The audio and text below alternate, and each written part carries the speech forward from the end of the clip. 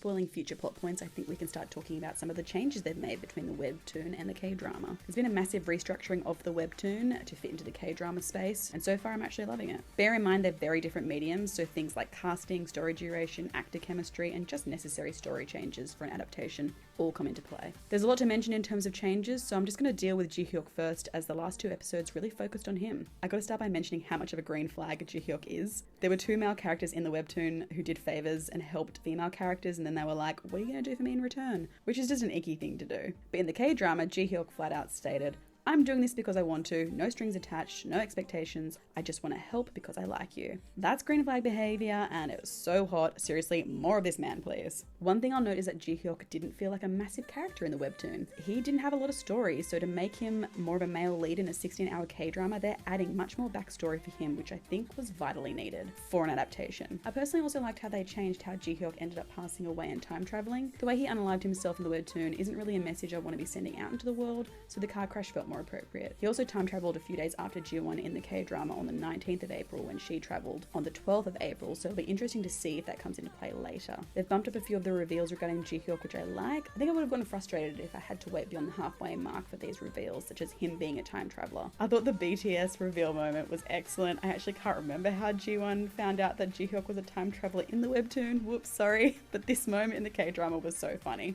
Worst time traveling secret keepers ever. I freaking loved it. And it'll be interesting to see how they team up after Ep 6. It looks like Ji-hyuk is going to push Ji-won towards Uno because he thinks he's going to die in the future and he wants her to be happy, so I genuinely can't wait for that angst. I think it'll also make Uno a bigger character, which I'm going to look forward to. And I also freaking love how much Ji-hyuk just wants what's best for Ji-won. It's such a great strength and weakness in a character when they're this selfless. And between you and me, I actually kind of miss the Clark Kent glasses. I like both these looks on Nainu. I hope the glasses return at some point, even just a little cameo, please. I'm going to do Minhwan next because his changes are very interesting from a coercive control perspective.